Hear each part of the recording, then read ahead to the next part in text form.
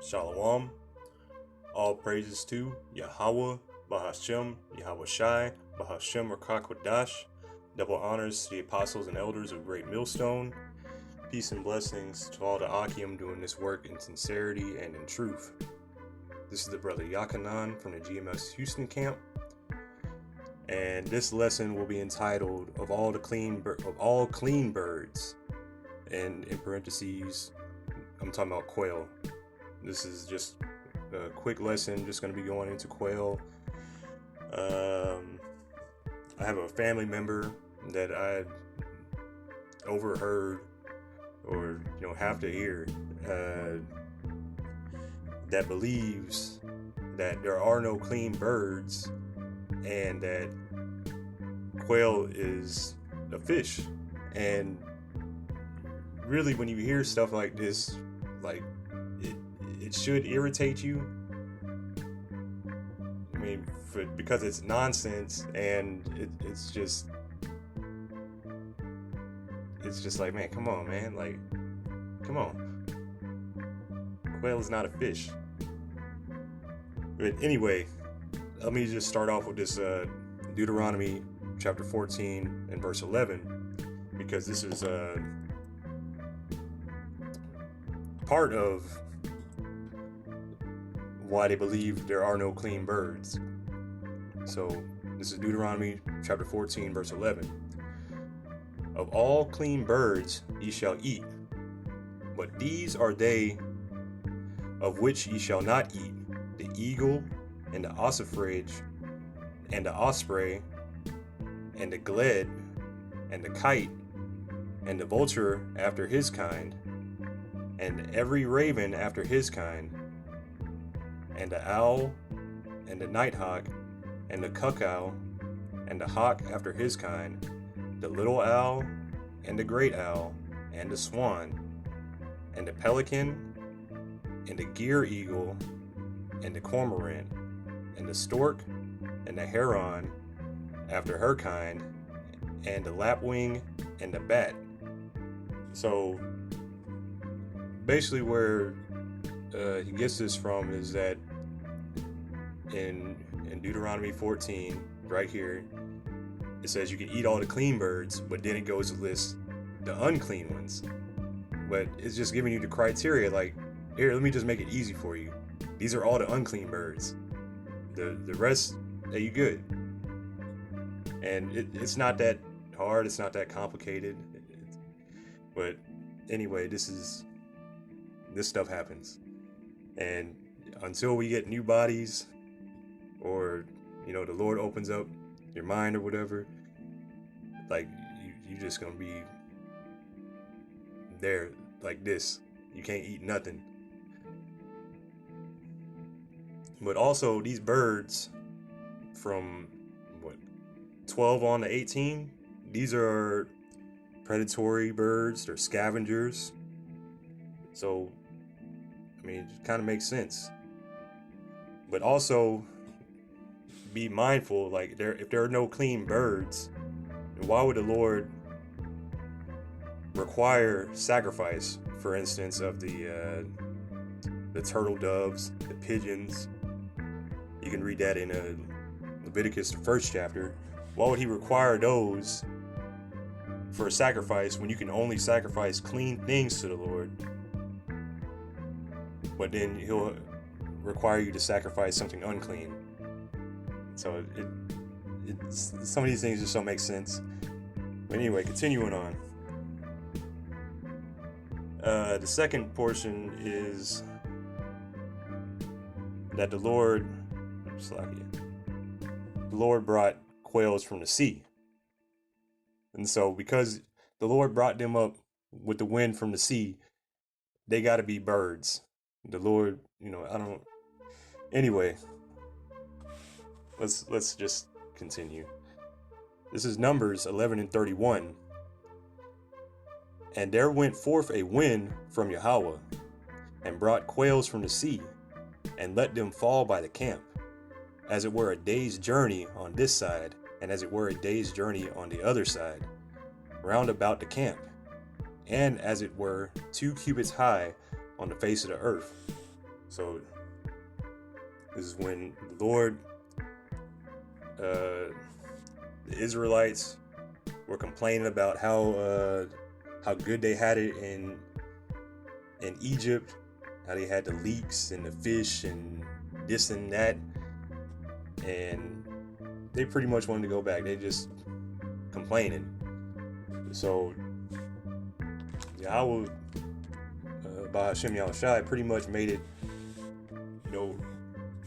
rain quail on them. And so because they came from the sea, this person thinks because they came from the sea and there's no clean birds, they gotta be fish. But let's just go and look into this real quick. Let's look at this word quail.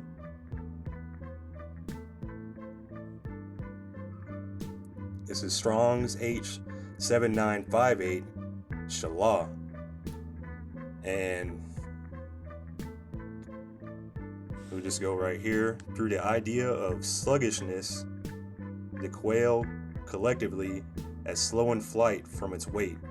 And then let's go to this word H7951, because this is pretty much, the name is pretty much a characteristic of the quail. So let's go to this word here, Shalah.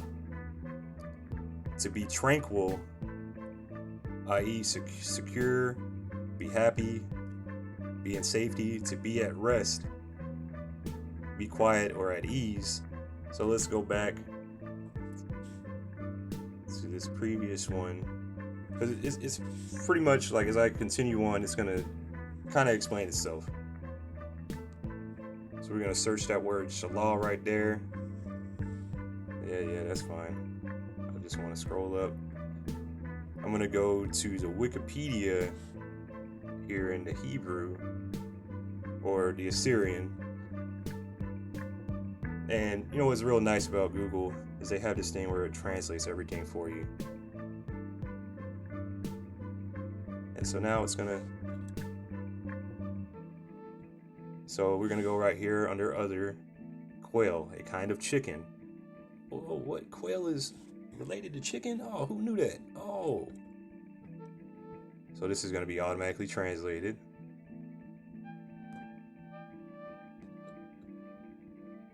We're just gonna go to, real quick, look at the characteristics of a quail. Quail are small birds relative to the members of the rooster series, which means family. If you look at the taxonomy, and we go to the distribution, they are considered weak flyers and are common in open areas, mainly in grass, prairies, and dry areas, including deserts. Are common in Europe, Asia, Africa, and Australia. So from there, we see their habitat. They're in parts of Africa. They're migratory. So let's go to this.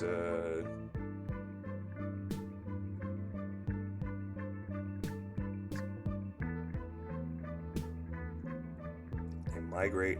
Oops. It says the Eurasian species passes through. They migrate in autumn to the deserts of Egypt. And then let's go to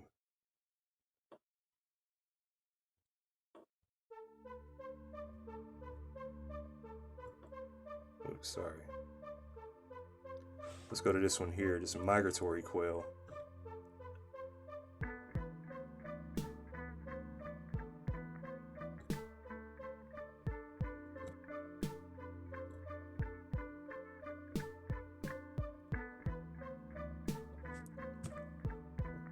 Despite its high weight relative to its size, the quail is a migratory bird. The flocks gather and begin the autumn migration by walking, and then they move to the flight stage on their way to the southern regions. Their distribution areas from Europe, and in one flight of 700 kilometers, that's almost, I think, 400 miles, they cross the Mediterranean towards towards Africa, and they land on the shores of northern Sinai and eastern Egypt. Exhausted, where they took for hiding under desert plants so they can be hunted easily. The customary hunting method in Sinai is to deploy nets at a height of 3 meters. So, back to the shalah and what it means to rest or to be sluggish, like these birds are just like to chill. They flew a long way. They rarely, this is really only in their migration, really is the only time that they fly. So let's go to, I got another Wikipedia.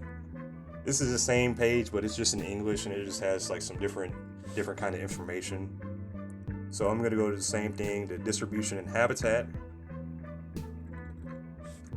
This is a terrestrial species feeding on seeds and insects on the ground. It is notoriously difficult to see, keeping hidden in crops, and reluctant to fly, preferring to creep away instead. Even when flushed, it keeps low and soon drops back into cover. So, even when, like I said, they like to chill. They'll run away. They will rarely fly. And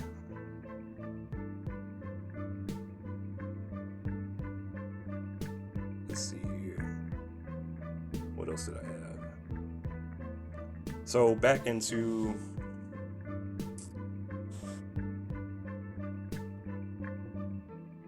Numbers, but we're going to look at the commentary for Numbers 11 and 31.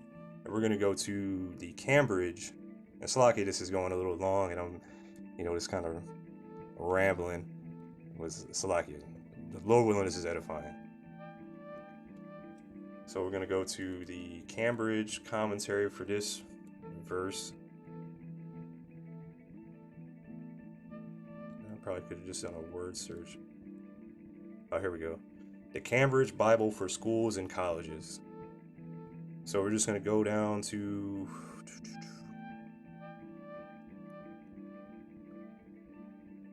this right here. I'm not going to do a word search or nothing, but just highlighting it. So just to give you an idea in the commentary of the quail's migratory patterns, and to give you some context of the scriptures of when this was happening. So, quails fly northward to Europe in large numbers in March. So right now, we're coming to the end of the first month and coming into the second month, but we're in March right now. So, right now, we're coming into the second month. So coming up now is when you might have seen, the quails, or you might be able to see them right now. The quails migrating back north over there in Egypt, in the Sinai area. So quails fly northward to Europe in large numbers in March, returning towards the end of September. So now let's go to another one. Let me just do this right here. And this to give you the context of, I'm going to go to Numbers chapter 10 and 11, just to give you the context of, the time period, the time of year. So this is Numbers 10 and 11. And it came to pass on the 20th day of the second month, in the second year, that the cloud was taken up off the tabernacle of the testimony. So when Yahweh Ba'Shem Yahushua flooded the camp with quail, it was in the second month, towards the end of the month. It doesn't say exactly, but this is in the same time period. And then for even more, this is a year after something similar happened in Exodus. The first time Yahweh brought quail. So we'll go to Exodus 16. And they took a journey from Elim, and all the congregation of the children of Israel came to the wilderness of Sin, which is between Elim and Sinai, on the 15th day of the second month after the departing out of Egypt. And so, you go down to just verse 13.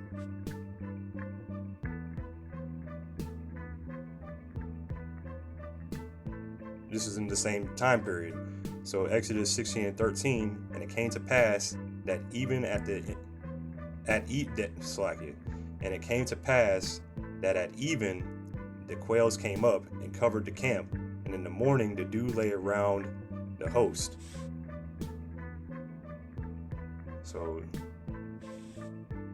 this is in that second month again, in Numbers 11, it's a year later. And just to give, I think I'll close out with this one just to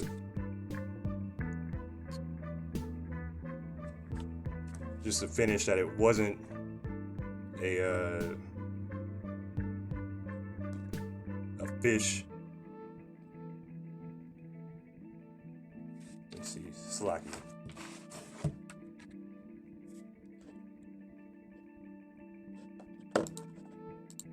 Should be 27.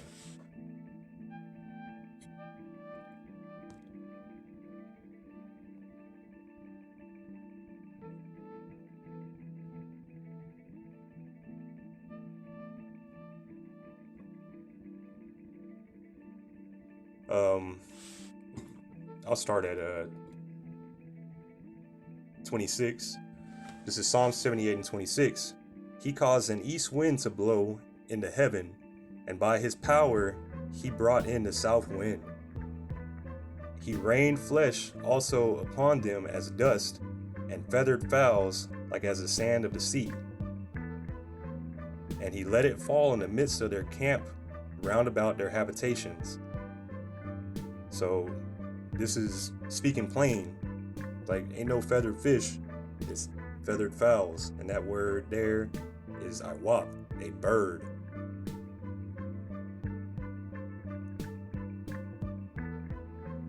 So, and just to, I suppose, hammer that point in even further, I'll just go to a different translation. The NIV, he rained meat down on them like dust, birds like sand on the seashore. Berean Standard Bible, he rained meat on them like dust, and winged birds like the sand of the sea.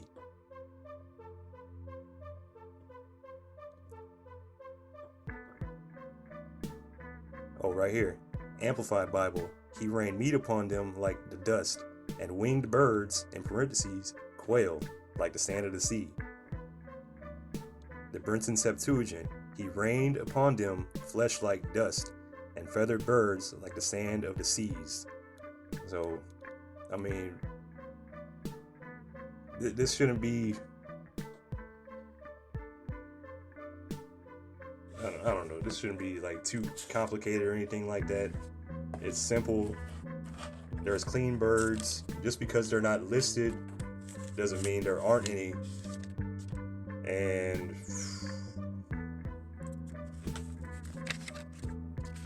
also, the quail is related to chicken, turkey, and other kinds of pheasants. Lord willing, this is edifying. And with that, shalom.